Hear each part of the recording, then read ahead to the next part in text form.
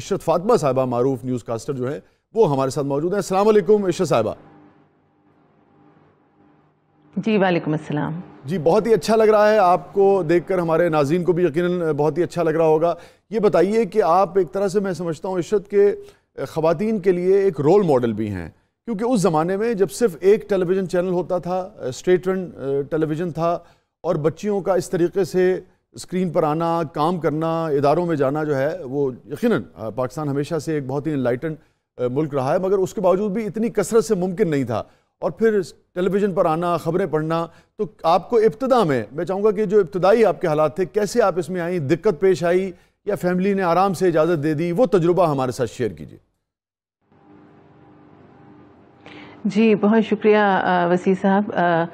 اور جب میں اسکول میں تھی تو تبھی میں نے شروع کر دیا تھا نیوز پڑھنا، کیونکہ میری ایک استاد تھیں جو کہ خبریں پڑھا کرتی تھیں، تو وہ مجھے لے گئیں۔ میں ڈبیٹر تھی بیسیکلی بنیادی طور پر، تو ہم اس بات کو تو آپ مانیں گے کہ ہم جو پنجابی اسپیکنگ لوگ ہوتے ہیں ہم اردو سے پیار بھی بہت کرتے ہیں اور اردو کو بہت محتاط ہو کر بہت محبت سے بولتے ہیں۔ تو اردو میری اچھی تھی، کیونکہ میری جو والدہ ہیں وہ استاد تھیں، تو انہوں نے بہت زیادہ توجہ دی اردو جو ہے وہ اچھی طرح صاف بولنے کے اوپر۔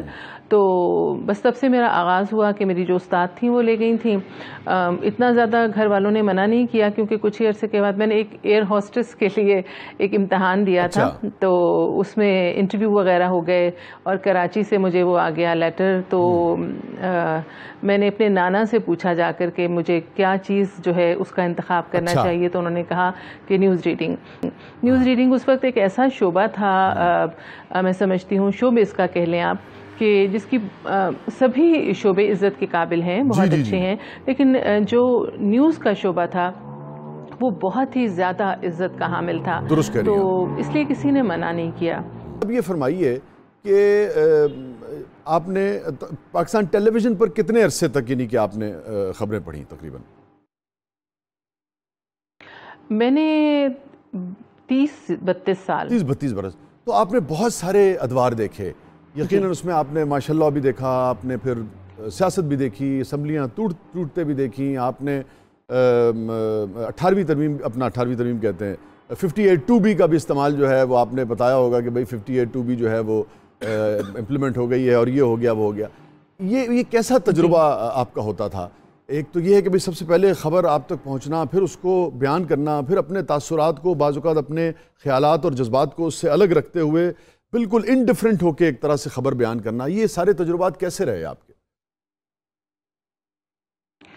وسیع صاحب میں ایک بات کہنا چاہوں گی، میں اتنی خوبصورت گفتگو نہیں کر پاتی جتنی آپ کر سکتے ہیں یا قاسم صاحب کرتے ہیں، لیکن یہ ضرور میں کہوں گی کہ نیوز ریڈر جو ہے وہ فطرتاً ہوتا ہے، بائی برتھ ہوتا ہے، وہ بنتا نہیں ہے، وہ کوشش سے نہیں ہو سکتا، مزاج ہوتا ہے ایک۔ اور آپ دیکھیں میں یہ اکثر کہتی ہوں کہ ایک محفل میں اگر 20-25 لوگ بیٹھے ہوں یا اس سے زیادہ بھی بیٹھے ہوں، تو آپ سے کہا جائے کہ ان میں سے نیوز ریڈر کون ہے، تو آپ اندازہ لگا لیں گے ان کے مینرزم سے، ان کے رویے سے، ان کے بات چیت کے انداز سے۔ ٹھیک ہے۔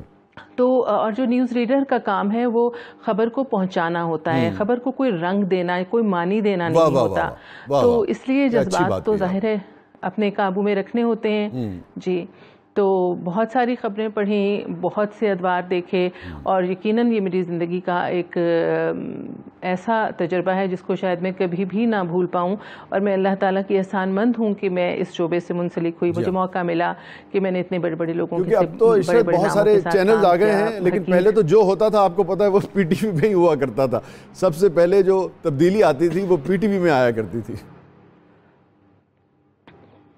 جی بالکل آپ درست کہہ رہے ہیں۔ اچھا جی آپ مکمل کیجئے۔ اکثر لوگ چینلز کے حوالے سے بھی بات جی آپ مکمل کیجئے پلیز۔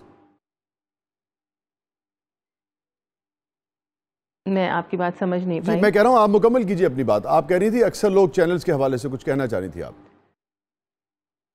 چینلز آپ نے کہا کہ بہت سارے ہو گئے ہیں، تو چینلز کی اس دور میں میں سمجھتی ہوں کہ پاکستان ٹیلی ویژن ہے، ریڈیو پاکستان ہے، اس کا ابھی بھی مطلب اسٹیٹ چینل کی حیثیت سے وہی مقام ہے جو کہ پہلے تھا، وہی انداز ہے جو کہ پہلے تھا اور جو کہ ہونا چاہیے۔ بالکل درست کہہ رہی ہیں۔ اب مجھے 2 سوالوں کے جواب آپ سے پوچھنے ہیں۔ یہ سارے جو پاکستان ٹیلی ویژن سے خاص طور پہ جو آپ نے 32 برس آپ نے، اس میں بہت ساری خوشیاں بھی آئیں، پاکستان نے بہت کچھ حاصل کیا، پاکستان نے بعض اوقات بہت کچھ لوز کیا، ہمارے پولیٹیکل سسٹم میں بہت ساری اچھی خبریں آئیں، بہت ساری بری خبریں آئیں. سب سے جو خبر جس نے آپ کو بہت سرشاری دی ہو، آپ کو یاد ہو کہ یہ خبر آپ نے پرائیڈ فیل کیا ہو کہ یہ خبر میں سنا رہی ہوں لوگوں کو، ایک تو وہ ہمارے ساتھ شیئر کیجئے، اور پھر جس خبر نے آپ کو بہت دکھی کر دیا ہو اور آج بھی آپ کو یاد ہو کہ آپ کے لیے آنسو کنٹرول کرنا مشکل تھا مگر وہ خبر آپ نے ناظرین تک پہنچائی. خوشی کی خبر تو میں کہوں جو میرے حصے میں آئی وہ جب پاکستان نے ورلڈ کپ جیتا عمران خان کی قیادت میں پاکستانی ٹیم نے، تو وہ میں نے خبر نامے میں پڑھی. اور بہت سارے لوگوں کے لیے وہ اس وقت بھی خوشی خبر تھی، آج کچھ کے لیے غم کی خبر بھی ہو. سوری میں ایسے ایک لائٹ سی بات کر رہا تھا، پلیز کنٹینیو. وہ ایک ایکسائٹمنٹ تھی جس طرح کپ لے کر پورے گراؤنڈ میں ساری ٹیم جو ہے وہ چکر لگا رہی تھی، تو ہم بھی اسی طرح سے ہمارے دل جو ہے وہ خوشی سے جو ہے وہ ناچ رہے تھے. اور جہاں تک تکلیف دہ خبروں کا تعلق ہے تو مرحوم ضیاء الحق صاحب کی خبر میں نے بریک کی تھی، ان کی جب ان کا جہاز کریش کیا تھا. بے نظیر بھٹو صاحبہ کی جو خبر تھی جب وہ انہوں نے وفات پائی، جاں بحق ہوئیں بالکل.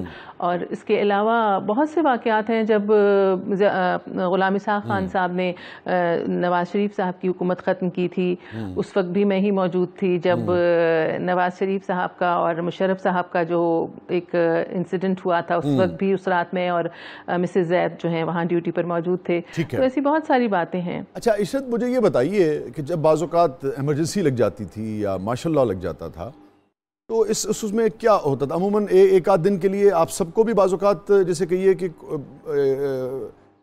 مختلف معاملات کے کہ نہیں بھئی آپ جب تک چیزیں بہتر نہیں ہوں گی گھر نہیں جا سکیں گے، تو بعض اوقات ساری رات آپ کو رہنا پڑا اسٹوڈیوز میں. وہ بھی کوئی تجربہ ہمارے ساتھ شیئر کیجئے پاکستان کی تاریخ کا.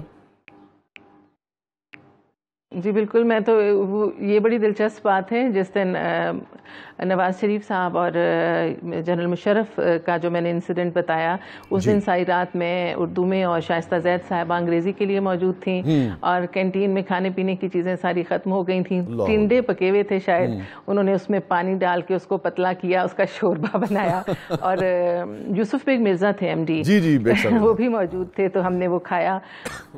جی بالکل. تو پہلے وہ آپ نے جنرل بٹ کی خبر چلائی ہوگی کہ بھئی یہ آ گئے ہیں، اور پھر آپ کو دوسری خبر چلانی پڑی، سنانی پڑی.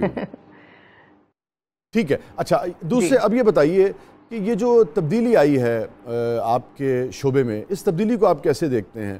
اب یعنی کہ لہجے پر آپ سمجھتی ہیں کہ جس طریقے سے آپ تھیں، مہپارہ تھیں، ارجمن شاہین تھیں، اور اظہر لودھی صاحب تھے، دیگر لوگ میل اور فیمیل، جس طرح سے آپ لوگ محنت کرتے تھے، کیا وہی شائستگی، شستگی، لہجے کا تلفظ جو ہے وہ آپ کو برقرار نظر آتا ہے، یا آپ سمجھتی ہیں کہ پرائیویٹ میڈیا کے آنے سے آپ کا شعبہ جو ہے وہ ڈیٹیریٹ ہوا ہے؟ جی آپ معذرت کے ساتھ جو میرے ساتھی ہیں جو نئے پڑھنے والے ہیں، تھوڑا سا ہر ایک کا انداز بہت اچھا ہے، اور وہ کہتے ہیں نا کہ ثبات ایک تغیر کو ہے زمانے میں، تو تبدیلی اچھی لگتی ہے، لیکن صرف تبدیلی برائے تبدیلی نہیں ہونی چاہیے. اگر تبدیلی جو ہے وہ کسی اچھے مقصد کے لیے ہو، کسی مثبت مقصد کے لیے ہو تو بہت اچھی ہے.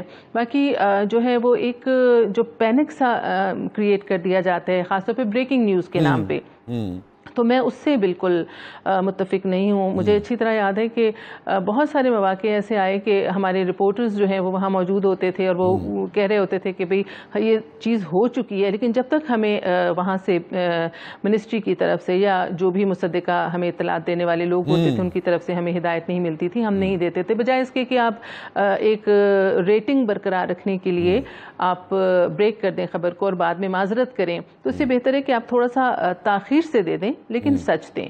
درست بات ہے. میں اگر آپ کی بات کو یوں سمجھوں کہ آپ یہ کہنا چاہ رہی ہیں کہ لہجوں میں سنسنی خیزی زیادہ آ گئی ہے، یہ درست بات ہوگی؟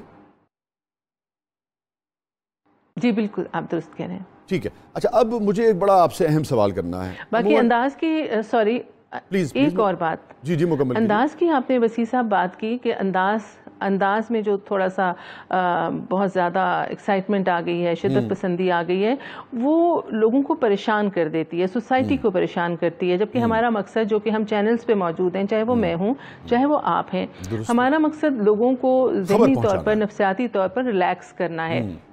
بالکل. اور آپ آج بھی دیکھ لیجئے، میں تو خیر بہت ہی حقیر سی خاتون ہوں، آپ خالد حمید صاحب کو دیکھ لیں، وائس آف امریکہ سے، وہ آج بھی خبریں پڑھتے ہیں اور آج بھی ان کا انداز اتنا ہی دھیما، پرسکون، اور آپ کا دل چاہتا ہے کہ آپ ان کو سنیں. بالکل ٹھیک ہے. اور جن چینلز کی ہم مثالیں دیتے ہیں، چاہے وہ BBC ہو، چاہے وہ CNN ہو، آپ ان کے نیوز کاسٹرز کو دیکھیں، وہ کس انداز میں خبریں پڑھتے ہیں. بالکل درست کہہ رہی ہیں.